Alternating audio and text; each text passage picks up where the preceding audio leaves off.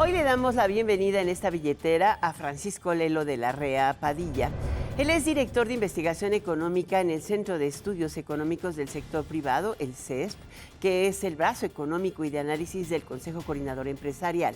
Ahí se encarga del análisis económico de sectores productivos y la evaluación de políticas públicas que impactan a la economía mexicana. Es economista por el Instituto Tecnológico Autónomo de México, el ITAM, donde realizó un posgrado en finanzas corporativas. Tiene maestría en políticas públicas por la Universidad de California en Berkeley y ha trabajado como asesor en la Comisión Federal de Mejora Regulatoria, también en Berkshire International Finance y en el grupo de consultores de Derecho y Economía. Muchísimas gracias por estar en esta billetera. Un gusto, Alicia, y gracias por la invitación. Y más ahora que los temas económicos están de moda, ¿no? Claro, ¿y qué es lo que están percibiendo en los primeros meses de 2025? Porque parece que hay señales encontradas. Pues los últimos ya. Los últimos. El último trimestre de este año no viene muy bien. Hay señales encontradas porque por un lado crece la inversión privada, por otro lado el empleo como que se atora. ¿Qué es lo que están viendo, Francisco? Sí, Mauricio, un saludo, Oscar también. Yo creo que hay elementos claros de desaceleración económica. Sabemos que nuestra economía en los últimos años ha registrado en promedio un crecimiento de 1%, y si analizamos el sector industrial vemos que ha estado reportando tasas de crecimiento cada vez menores. Entonces hay repunte en la inversión, pero la tendencia sí es a la baja. Tendencia a la baja. A la baja en la inversión. ¿Qué factores están influyendo para que vaya esta tendencia a la baja y cuál es, digamos, la visión desde el sector privado para tratar de impulsarla para arriba? Un ingrediente esencial de la inversión es la certidumbre jurídica. Y pensamos, como muchos analistas, que la reforma judicial incorpora un nivel de incertidumbre muy importante, la eliminación de un poder, la eliminación, en opinión de algunos también, de la independencia judicial y la eliminación de un poder prácticamente. Pero ¿cómo va a eliminar un poder? O sea, el poder judicial permanece, lo que hacen es cambiar la forma de elegir a sus integrantes, es diferente. Pero se elimina, al menos en el corto plazo, la independencia del poder judicial. Esa es la percepción que tiene. Esa es la percepción. ¿Y esa percepción podría modificarse con la revisión de las leyes secundarias o la forma de elección de los candidatos al Poder Judicial? Yo creo que sí, no soy experto en la materia. El caso más emblemático que tenemos es Bolivia, y lo que sí aparentemente es que en Bolivia ha sido un fracaso. La elección de jueces a través del voto popular. Pero pues, no ha sido el caso de Suiza. Suiza elige a sus jueces y magistrados y ministros por voto. Estamos medio lejos de Dinamarca, ¿no? Estamos lejos. No, pero no es Es tan un debate difícil. serio el que ponen sobre la mesa, pero digamos, en términos económicos y en términos de inversión, ¿cómo lo están viendo desde el sector privado más allá, digamos, de la parte política? Sí, la incertidumbre Es un factor que está ahí. es un factor que está ahí. La incertidumbre, hasta que no, digamos, podamos darle la vuelta y tener certidumbre en que el Poder Judicial va a operar de manera eficiente o más eficiente a lo que hoy tenemos, pues la inversión no va a fluir. ¿Y por qué, por ejemplo, las cifras oficiales dicen que la inversión está fluyendo de manera importante y las del INEGI te dicen que estamos en niveles históricos de inversión privada y pública, porque por primera vez está por arriba del 23% del... Bueno, Alicia, buena crecimiento. pregunta, pero fíjate, lo importante es que la inversión tuvo una recuperación y llegamos en el 23 a que representara el 25% del PIB. En el Pues 23. es altísimo, En el es 23. históricamente alto. Históricamente alto. Pero recuerda que esa es una recuperación de años de prácticamente inversión casi cero por la pandemia. O sea, la base Ahora, de crecimiento fue muy baja. Exacto.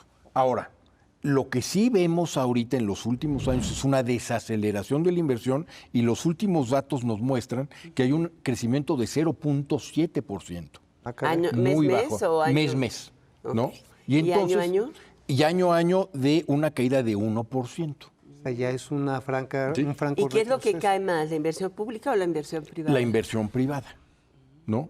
Entonces, digamos, lo que se ve es que la tendencia de la inversión se está desacelerando, y pensamos que este año, ya 2024, cuando cierre, con un crecimiento que vamos de 1.4% en el PIB, la inversión, sin lugar a dudas, no va a ser del 25% del PIB. O sea, ya va a estar entre 22 y 23. De lo que dice la Secretaría de Economía, ni la de Hacienda, ¿no? ¿Cuánto estaba las promesas de inversión? ¿no? No, de crecimiento económico, era de 2.5 a 3% este año. Sí, y digamos, los analistas privados, lo que ya prevén para el cierre del 2024 es un crecimiento de 1.4, 1.5%. ¿Y esto qué representa para el consumo y para la creación de empleo? Porque finalmente, pues la economía se refleja en calidad de vida y en disponibilidad de ingresos, ¿no? Sí, bueno, de hecho el consumo también se está desacelerando.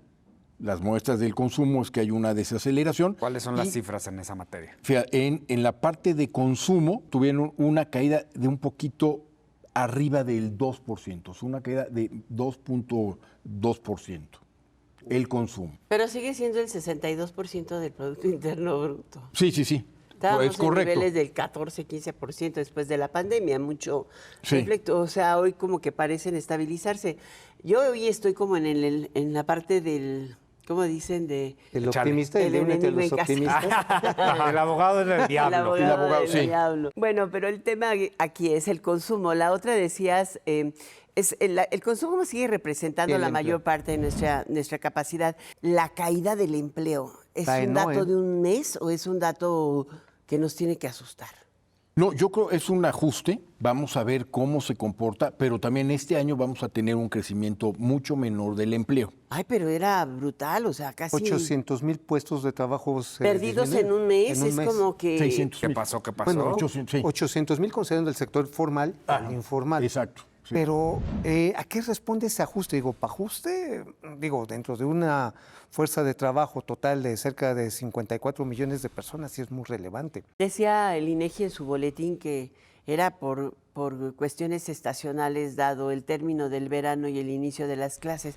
Y dije, pues que yo sepa, es al revés. En dado caso, el agosto hubiera sido en julio, ¿no? Sí, Cuando termine sí. el verano, porque empezaron las clases en los primeros 5 días de agosto.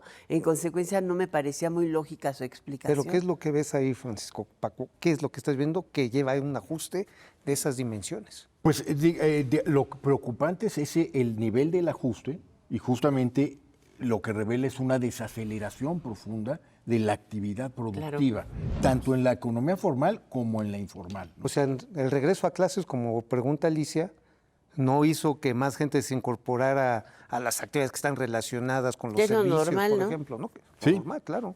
Los datos indicarían eso, que prácticamente se está, digamos... Hasta repartir lonches en las escuelas. Ahora, viene el presupuesto 2025 y hay retos en esa materia. Uno, ¿cuáles retos ven? Y dos, ¿cómo esperan ustedes que venga? ¿Y cómo esperas que cierre el déficit? Sí. Bueno. Pero vayamos por partes. Hay que estar Yo en... estoy en Vamos la por contra pasos. hoy, estoy en la contra. Pero no, yo creo que el reto más importante, al menos como lo ha anunciado la Secretaría, es reducir el déficit fiscal.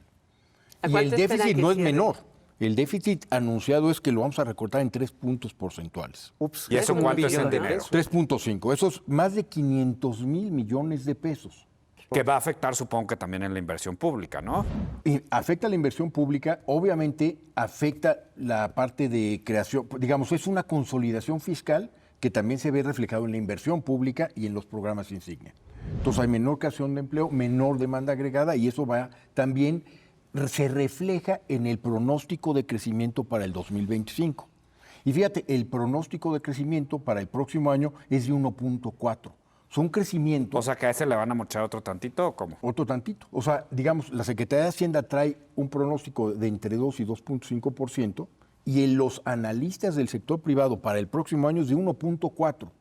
Francisco, Ceteris paribus, hasta hoy, ¿no? ok, hasta si hoy. se va debilitando, pues lo vamos a ajustar a ver, aún más, ¿no? Y en ese ceteris paribus, es decir, manteniendo todo lo mismo, Sí. ¿hay posibilidades de que se implemente algún programa anticíclico que reactive inversión pública y privada para que 2025 no sea un año de franca desaceleración? Pues como el programa de desarrollo regional que van a presentar esta semana que viene. Sí, ¿no? pero, Sí, pero hay habrá que ver margen. los montos. Sí, fíjate, digo, Esa es que es la parte. la presidenta, cuando estaba todavía, digamos, en la transición y era presidenta electa, comentó en la reunión que tuvo con los inversionistas del sector privado que iba a reactivar la parte de inversión pública y privada, asociaciones de alguna forma. Yo creo que ese es un mecanismo que podemos usarlo, anticíclico, reactivarlo, y pues el sector privado que tiene, digamos, inversiones y recursos, pues que los aplique, ¿no? Pero ¿qué tanta posibilidad existe de que la inflación se controle efectivamente? O sea, bueno, la desaceleración tiende a controlar la inflación, pero Pues no sigue siempre, estando ahí ¿eh? presente como producto de la fuerte cantidad de distorsiones. Entre ellos, vemos, por ejemplo, ahorita el bloqueo del tren México-Veracruz y el enorme pérdida económica que provoca tener 29 millones de toneladas de mercancía perecedera echada a perder, y por el otro lado a la ciudad sin cloro, ¿no? Nada más Ese un tipo problema, de cosas sube. bajar no, el maíz de Sinaloa a como está hoy Sinaloa. Pero como el tema aquí es cómo impacta esto en precios. Este tema que va rodeando la otra parte de la certeza, La que es inseguridad la pública. inseguridad, es fácil que cualquier persona se asiente en una vía pública. Te genera procesos de inflación brutales, ¿no? Yo creo que ese es un gran tema. Hay mucha inflación, digamos, cíclica por estos factores. Yo analizando la decisión del Banco de México y que hubo una reducción en la tasa, se fijan sobre todo en la parte de la subyacente, que ya está descendiendo. Esa es la inflación, digamos, de Estable. mediano y largo plazo, donde están los contratos de mediano y largo plazo. Entonces, eso es una buena noticia porque la tendencia va bajando y se espera que la inflación se vaya moderando. Estos factores sin duda causan estos picos. Los productos agropecuarios sobre todo son muy estacionales. Entonces, le podría estos factores imponer al Banco de México, yo creo, que no reduzca la tasa tan rápidamente, pero si se mantiene la tendencia de la subyacente, A que yo hagan diría, más reducciones. se esperaría, es muy probable que la inflación en lo general vaya reduciéndose. Claro, quizá no llegue a la meta, porque el compromiso del Banco de México es la meta de 3%. Pero si se sigue reduciendo, bueno, digamos de 4.5, va bajando a 4, 4.3. Bueno, ni con cárcel llegamos al 3. ¿no? Bueno. Solamente en recesión, pero no queremos No, recesión, no, no. evidentemente. Una pregunta más, digo, ¿qué pasa con el PIB? El último dato del indicador global La de la franca economía te desaceleración. está mostrando pues que el único sector franca que empuja es el desaceleración. primario.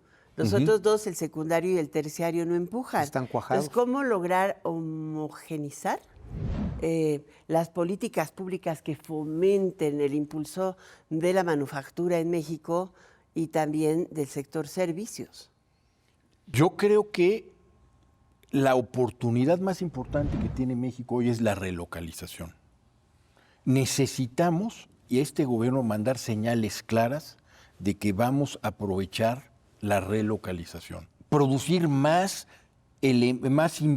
insumos de la industria automotriz en México.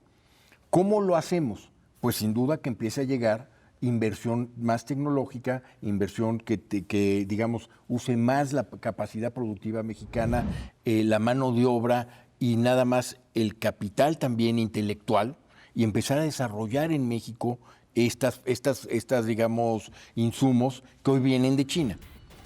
Pero no lo vamos a lograr si no tenemos ni siquiera la inversión inicial de poner la fábrica armadora.